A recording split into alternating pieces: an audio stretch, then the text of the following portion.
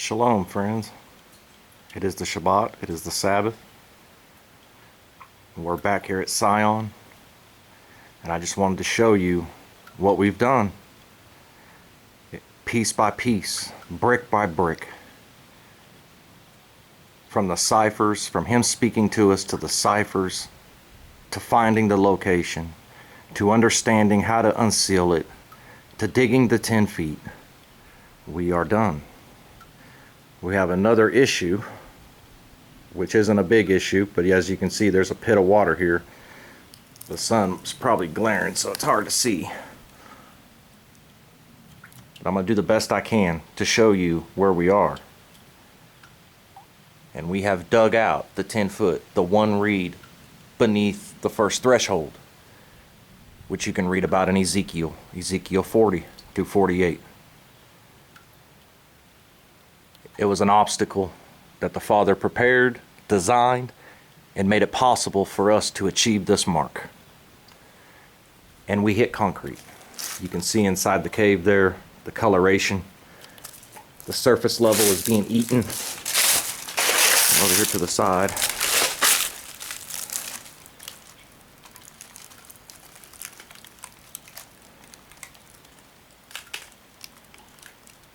"10 feet down, we hit a stone. They were taking out concrete. They were taking out chunks of concrete. Everybody was amazed. What is their concrete doing way out here in the Ozark Mountains underneath this Keystone? Exactly where the map says. That's why the shovel head was left in here. That's why the wood was left in here. They were Freemasons. These are Masons we're dealing with.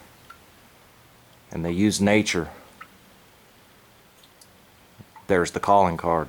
There's the east gate. We have hit that mark. So I'll get a pump and we'll start pumping this water out each time we come. Probably take about 10-15 minutes. We'll pump this water out and we're going to start hitting this stone. Whether we have to move it or break in, the ciphers are all telling us we have to deal with a stone. A stone is what is sealing it. I'm going to do a video and upload it with this one, and we're going to go into a couple of ciphers in the first folio. This is the floor of the Keystone. Totally different than the walls. Just completely different. It's amazing what these men did.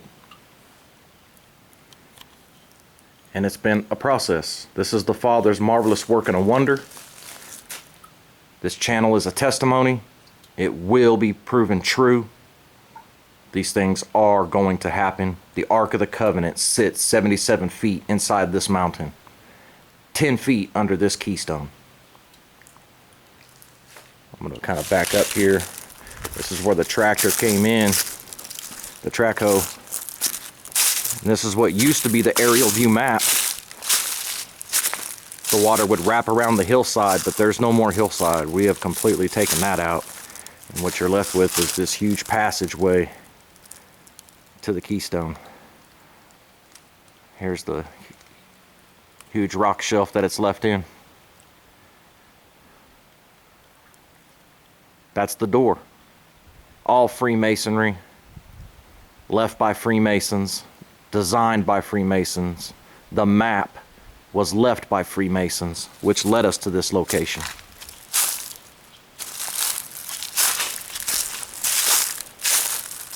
And this work is going to be finished. It's going to happen. People don't necessarily want it to happen, but it's going to happen. Anybody who has met me, who has looked me eye to eye, you see anything in my eyes that would suggest that I'm not going to finish this work.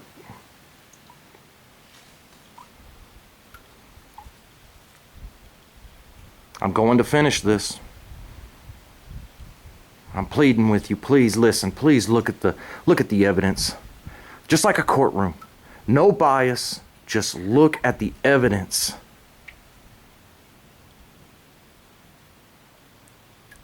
And it's clear, not only is this possible, it's more than probable. This is not coincidence.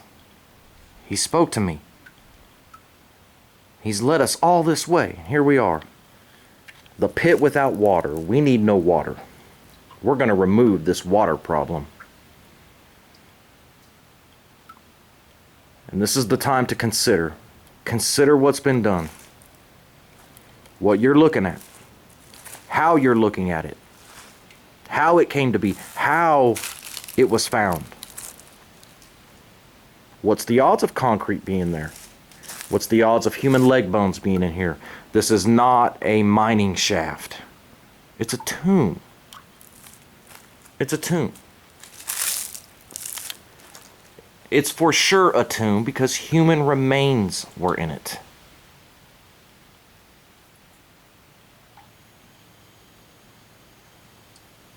See the broken up cement concrete. It's amazing. It's amazing. It's gonna happen, guys. Now's the time to consider.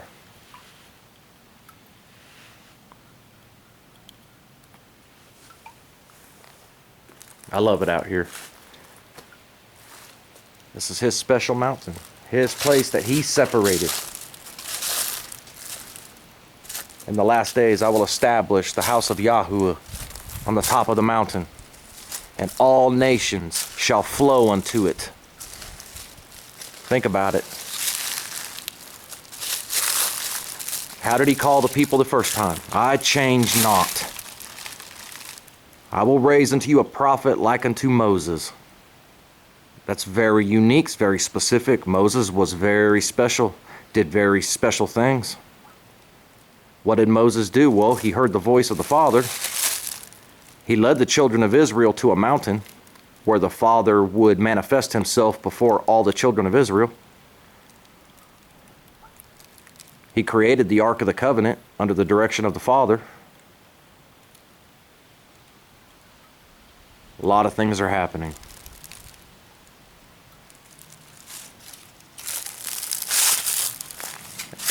I don't know if you can really see the discoloration, but man, looking at it when you're right here in front of it, I mean, that cement is just amazing. The whole floor of it, perfectly flat.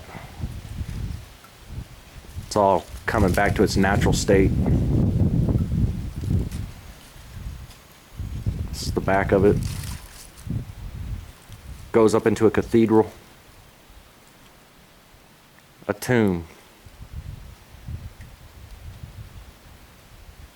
A tomb. Left in a map by a man named Francis Bacon.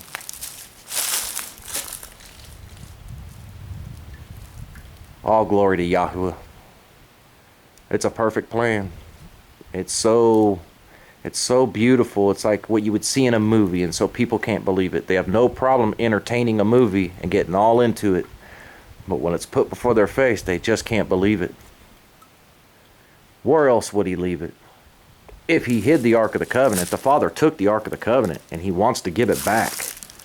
I mean, where else would you go to try to find it? Put his book, the Bible. I mean, it's just amazing. And so here it is. This is where we are at. And very soon, he's going to give us the word to start working on that stone 10 feet down. And like I said, we're going to go into a couple of ciphers in the first folio which talk about this very thing, telling you what you have to do. It's amazing. And we will do it. I'm glad the Father's given us time to consider, but we will do it. This is going to happen. It's in prophecy. It's going to happen.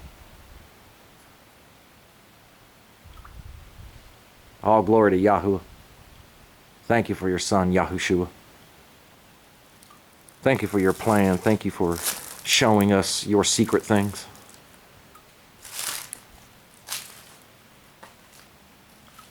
We'll be with you very soon. We will not stop. Piece by piece. For you are worth it. Amen.